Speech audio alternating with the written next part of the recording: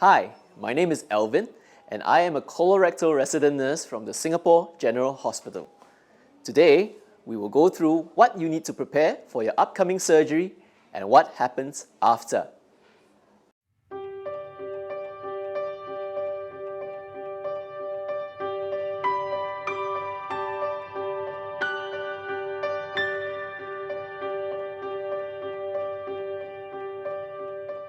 Hello, Mdm Rose. My name is Alvin. So, how are you feeling after your doctor's visit regarding your upcoming surgery? Actually, I am okay about the surgery, but I do have worries about what to prepare before the surgery and also the care after the surgery itself. I think you've come to the right person. So I'll be able to answer most of your questions regarding your upcoming surgery. So in this briefing session, we'll be talking about your preparation regime before the surgery, as well as the expected journey that you will have during your hospital stay. Okay. So let us go through the steps together, shall we? Okay. Hang on. I think I need to write. Oh, you don't have to, because we've actually prepared a colorectal surgery patient guidebook for all our patients undergoing surgery such as yourself. So this includes a surgical journey checklist that goes through the entire journey of your hospital stay, as well as a patient checklist that we will be providing you that details what you need to prepare before your surgery. I see. Okay.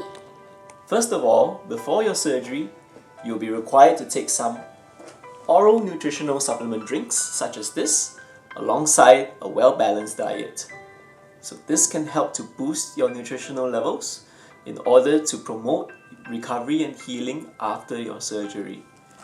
So the type of nutritional supplement drink will be advised to you, as well as when to start taking them, usually about 1 to 2 weeks before your surgery. Before your surgery, you may be required to clear your bowels.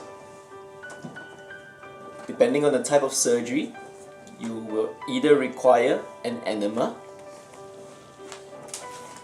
or a bowel preparation drink. So if you're required to take an oral bowel preparation drink, you need to take 2 sachets in total. Mix 1 sachet in 1 liter of water. So drink the mixture at 6 p.m. and try to finish it before 8 p.m. Can I take solid food still after I drink this mixture?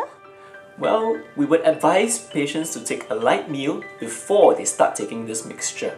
However, once you start taking it at 6 p.m, you should stop all solid foods and start taking only clear fluids such as plain water, clear juices without pulp, or isotonic drinks. So I start drinking the mixture at 6, no more solid food, then I continue with water. Yes, that's right. However, if you are not given this mixture to drink, you can take your last meal much later in the night and stop all solid foods at 12 midnight. That said, we would recommend that patients take a diet that is low in fiber and high in protein before their surgery.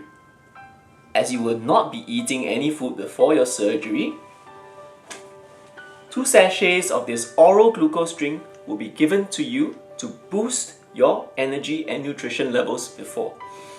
However, this drink will not be given to patients with diabetes. Mix 1 sachet with 1 glass of water. Drink this mixture at 11 p.m. on the night before the surgery. Take half of the second sachet and mix it with half a glass of water. Drink this half sachet mixture before leaving home on the day of your surgery.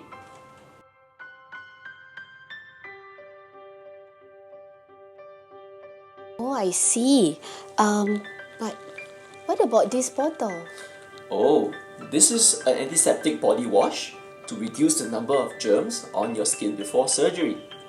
Now, some people may develop a slight skin reaction when using this, so test a little bit on your arm before you start using the solution to check for any mild skin reactions such as redness, dryness, or itching.